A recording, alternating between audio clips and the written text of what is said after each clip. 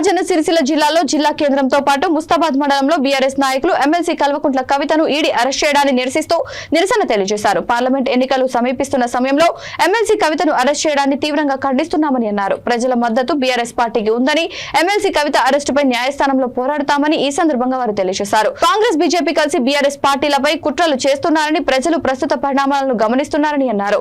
ఈ కార్యక్రమంలో బీఆర్ఎస్ మండల అధ్యక్షులు బొంపల్లి సురేందర్రావు, పట్టణ అధ్యక్షులు ఎద్దండి నరసింహారెడ్డి, మాజీ ZP co option member Sarwar Basha, మాజీ ఏఎంసీ చైర్మన్ సీలం జనాబాయ్, మాజీ AMC vice chairman Kompeta Rajamallu, BRS కార్యకర్తలు పాల్గొన్నారు.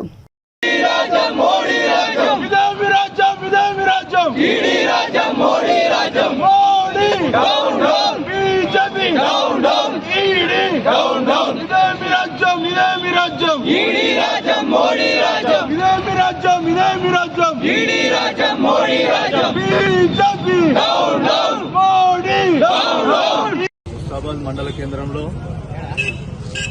ఉన్నటువంటి బీజేపీకి వ్యతిరేకంగా మరి బీజేపీ ఏదైతే రాజ్యాంగేతర సంస్థలను నిర్వీర్యం చేస్తూ వాళ్ళని అంటే రాజ్యాంగం సంబంధించినటువంటి ఏ సంస్థను కూడా భారత ప్రభుత్వం అనేది ముట్టుకోకూడదు.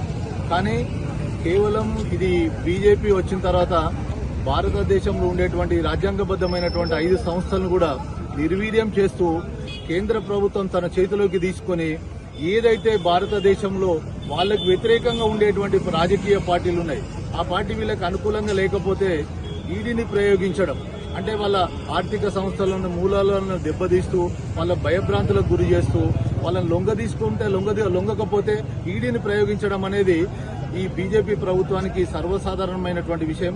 ఇది భారత ప్రజలందరూ కూడా గమనిస్తారు. అన్ని రాష్ట్రాల్లో కూడా వ్యతిరేకత వచ్చింది. ఈరోజు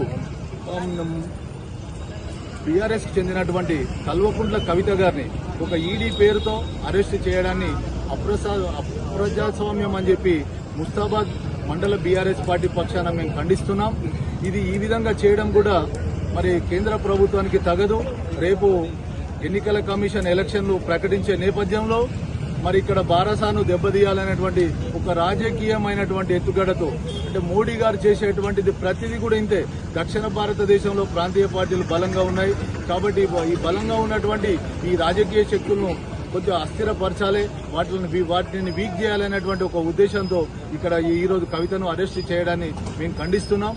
ఎందుకంటే ఒక మహిళను చూడకుండా అరెస్ట్ చేయడాన్ని ఇది అప్రసాంఘిక చర్యగా మేము ఖండిస్తూ మరి ఈ కేవలం బీజేపీ చేసేటువంటి వైఖరిని, ఆ కేంద్ర ప్రభుత్వ వైఖరిని మేము నిరసిస్తూ ఈరోజు ముస్తాబాద్ మండల పార్టీ ఆధ్వర్యంలో ఈ ధర్నా కార్యక్రమాన్ని, నిరసన కార్యక్రమాన్ని చేపట్టినాం.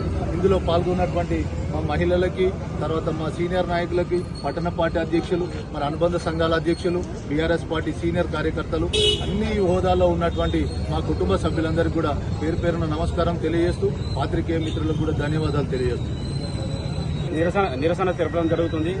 మరియు మోడీ